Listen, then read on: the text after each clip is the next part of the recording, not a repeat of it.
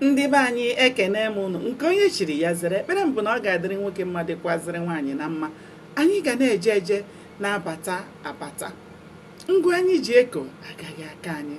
Ụzọ anyị ga-abụ ụzọ mmiri, ọ gaghị abụ ụzọ nkụ. Ụmụnne m, anyị ga-adịkwa n'uke echi maka na echi anaghị agwụ agwụ.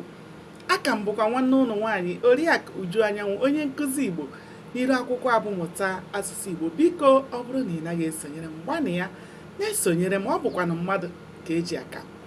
Anyị ka nọkwa na nnyocha akwụkwọ abụ isi akwụ dara n'ala. Cheta na ebe anyị kwụsịrị bụ ebe Chike gara ahịa ịga mara ma ọ ga-ahụ onye ọ ga-eburu ibu wee nweta ego ọ ga-eji wee zụta ihe oriri n'ụlọ ya.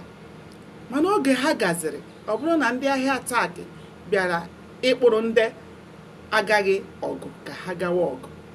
Chike wee gbaa ọsọ o jiri chere onwe ya.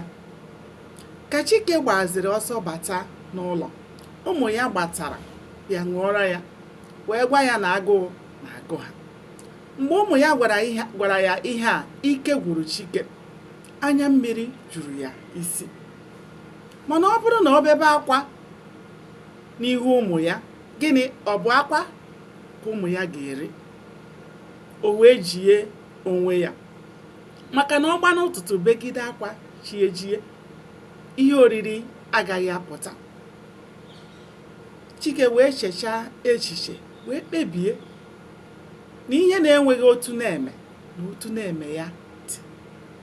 Wee kpebie n'ime obi ya na ya ga-achọrọ Ada gaa n'ụlọ ya ka ya gaa yọọ ya ego ma ọ bụ ihe oriri.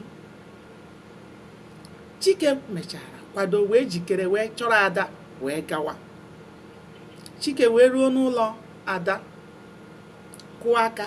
Ada nabatara ya ọnọdụ ala. Oge Chike gara, Ada sinyere ihe n'ọkụ, mana ihe ahụ Ada na-esi anaghị eghe eghe maka na ọ hụrụ Chike. Chike wee kwuo n'obi ya na ya ga-anọhụ isi ya na ihe Ada sinyere n'ọkụ na ya ga-eri ya maka na agụụ jikwu ya onwe ya.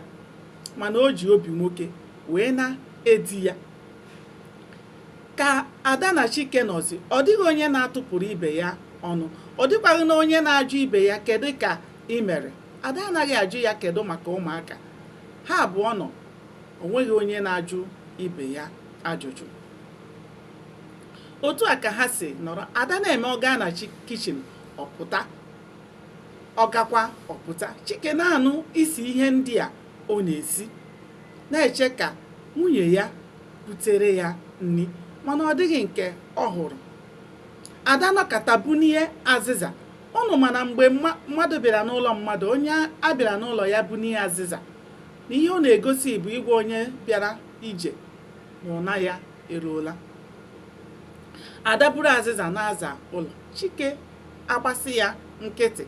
Ọ zaruo ebe Chike nọ. Chike wenie ụkwụ ya enu. Otu a ka ha si nọrọ na-ele onwe ha. Ada nọkata baa n'ime ụlọ ya ga bupute igbe o ji etinye ego, buru ya pụta n'ebe Chike nọ.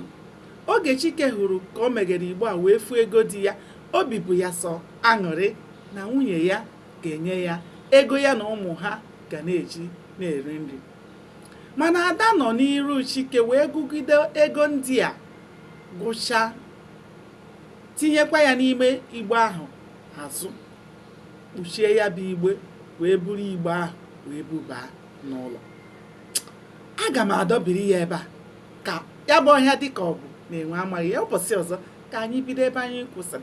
Biko cheta sonyere m ka anyị chọpụta kene ihe mere n'ime akwụkwọ abụ isi akwụ dara n'ala. Aka m bụkwa nwanne ụlọ nwaanyị Oriakụ Uju Anyanwụ, onye nkụzi Igbo n'iru akwụkwọ abụmụta asụsụ Igbo. Biko tụsara m ozi a. Ndewonu, ka o mesịa.